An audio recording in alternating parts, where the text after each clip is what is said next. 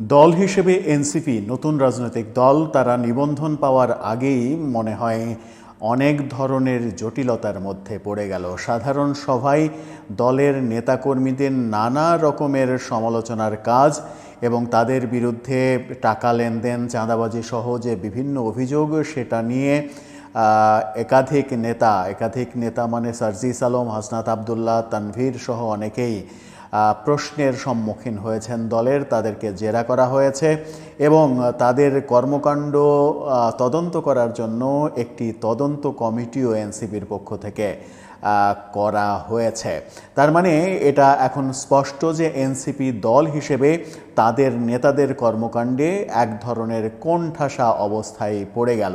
এনসিপির সাধারণ সভা থেকে এই তথ্যগুলো সংবাদ মাধ্যমে উঠে এসেছে। অনেক বিষয়ে সংবাদ মাধ্যমে উঠে আসলো। কি বিষয় উঠে আসলো, এখন তারা কোন পথে এগোবে, এই নেতাদের উপরে আদৌ এনসিপির কর্মীরা ভরসা করতে পারবে কিনা, সেই আলোচনাই করবে এই ভিডিওতে। থাকবেন পলিটিক্স টিভির নিয়মিত আয়োজনে।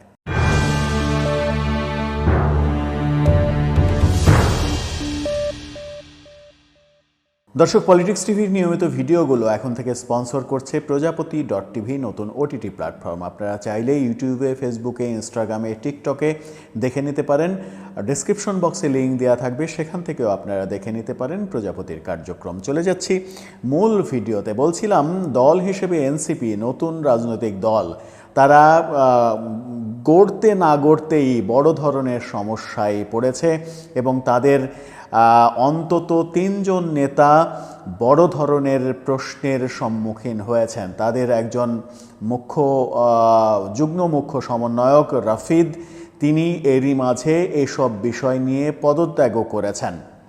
যদিও এনসিপি সূত্র বলছে রাফিদ এখনও আনুষ্ঠানিকভাবে পদত্যাগপত্র জমা দেয়নি, তবে রাফিদের ভাষ্য তিনি পদত্যাগ করেছেন। এই যখন অবস্থা, তখন এনসিপির সাধারণ সভা হলো।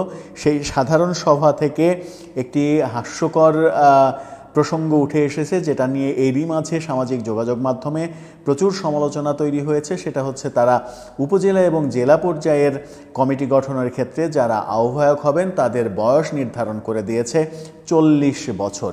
এখানেই বিতর্ক হচ্ছে যে মূল নেতাদের বয়স যেখানে 30-এর কোটাতে পৌঁছায়নি, সেখানে উপজেলা জেলা পর্যায়ের আহ্বায়কদের বয়স 40 কেন নির্ধারণ করা হলো? এখানেই বলছেন যে অনেকে বলছেন, বিশ্লেষকরা বলছেন যে এখানেই শুভঙ্করের ফাঁকি। শুভঙ্করের ফাঁকিটা কি? তারা মূলত আওয়ামী লীগ নেতাদের দলে টানার চেষ্টা করছে। আর আওয়ামী লীগের পরীক্ষিত বিভিন্ন এলাকার নেতাদের দলে টানতে হলে বয়সসীমা অন্তত 40 হতে হবে। কম বয়সী নেতাদের দলে টেনে জেলা উপজেলা পর্যায়ে সংগঠনকে মজবুত করতে পারবে না। আওয়ামী লীগের নেতাদের দিকে হাত বাড়ানোর কারণেই কৌশল হিসেবে তারা এই বয়স 40 ঘোষণা করেছে। ঘোষণা দিয়ে তারা বিপাকে পড়েছে, প্রচুর সমালোচনার মুখে পড়েছে।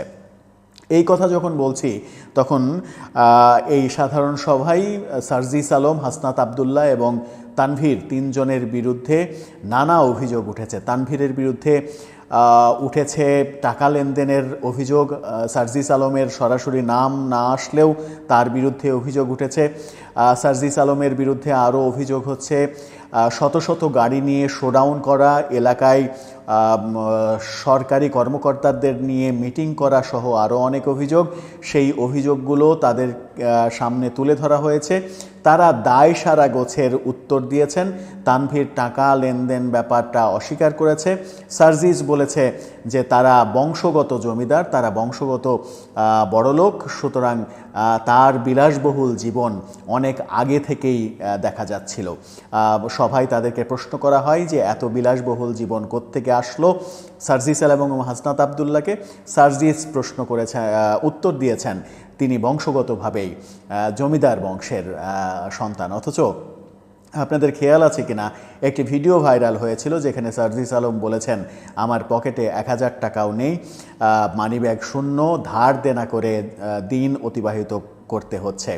হলে থেকে লেখাপড়া করেছেন ঢাকা বিশ্ববিদ্যালয়ের সার্জিস আলম। যদি জমিদারের পুত্রই হন তাহলে তো তার বিলাসী জীবন ছাত্র অবস্থাতেই থাকার কথা ছিল, তার তো হলে থাকার কথা ছিল না। এবং হলে সিট পাবার আশায় ছাত্রলীগ করতে যে বাধ্য হয়েছিলেন সেই প্রসঙ্গও আসার কথা নয়। যদি ছাত্রলীগ করতে নিজের মতের বিরুদ্ধে বাধ্য হতে হয় তাহলে তো তিনি জমিদারের পুত্র হিসেবে বাইরে থাকার কথা, বাসা নিয়ে থাকার কথা, যেহেতু টাকা পয়সার তার কোনো সমস্যা নেই।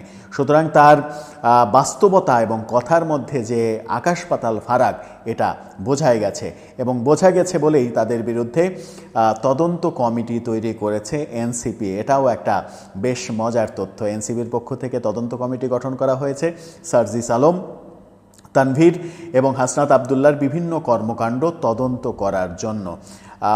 হাসনাত আবদুল্লাহ এবং সার্জিস আলম দুর্নীতি দমন কমিশনে গিয়েছিলেন, এবং দুর্নীতি দমন কমিশনে গিয়ে তারা কি করেছেন সেই প্রশ্নও করা হয়।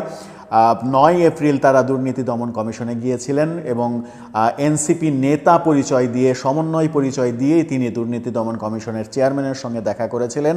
অথচ তারা এই মিটিংয়ে বলেছেন যে সেটা নাকি তাদের ব্যক্তিগত ব্যাপার ছিল, এটার সঙ্গে দলের কোনো সম্পর্ক নেই, দলের পরিচয়ের কোনো সম্পর্ক নেই।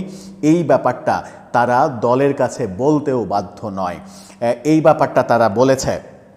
এবং এই ব্যাপারটাই আবার নতুন করে প্রশ্নের জন্ম দিয়েছে যে দুদক চেয়ারম্যান ব্যক্তি হাসনাত আবদুল্লাহ কিংবা ব্যক্তি সার্জিস আলমকে মিটিং করার অনুমতি দেওয়ার কথা কিংবা শিডিউল দেওয়ার কথা। যদি সার্জিস আলম এবং হাসনাত আবদুল্লাহ তাদের সমন্বয়ক পরিচয় কিংবা এনসিপির নেতা পরিচয় না দেন, প্রশ্নটা এখানেই।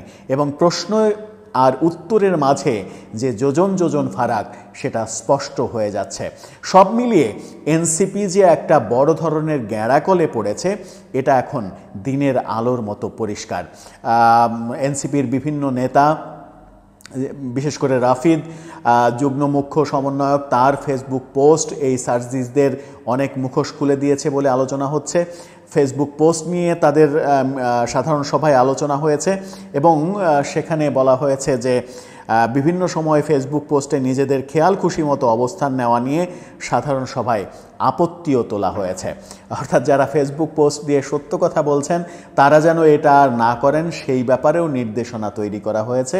কিন্তু বাস্তবতা হচ্ছে রাফিদ অলরেডি পদত্যাগ করেছে, এনসিপিতে আর নেই, এবং পদত্যাগ, অনেকের পদত্যাগের ঘটনা ঘটেছে বলে শোনা যাচ্ছে। 17 এবং 18 তারিখে অনেকেই পদত্যাগ করেছেন দল থেকে, যেটা দল থেকে এখনও নিশ্চিত করা হয়নি।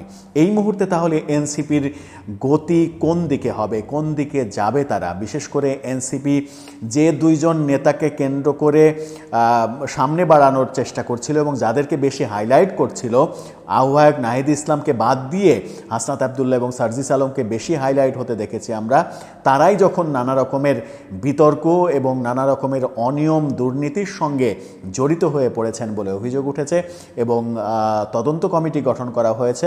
অভিযোগের যদি ভিত্তি না থাকতো তাহলে তদন্ত কমিটি গঠন হতো না। এখন যদি তদন্তে যদি সত্যিকারের নিরপেক্ষ তদন্ত হয় তাহলে তদন্তে নিশ্চয়ই সব কিছু বেরিয়ে আসবে। আর তদন্ত রিপোর্ট আদৌ কি প্রকাশ করা হবে সেই প্রশ্নটাও কিন্তু আছে। যদি রিপোর্টে তাদের বিরুদ্ধে কিছু পাওয়া যায় তাদেরকে কি এনসিপি থেকে বহিষ্কার করা হবে সেই প্রশ্নটাও সামনে চলে আসবে। দর্শক, আপনার কি মনে হয়? আপনার মতামত জানিয়ে লিখতে পারেন আমাদের কমেন্ট বক্সে।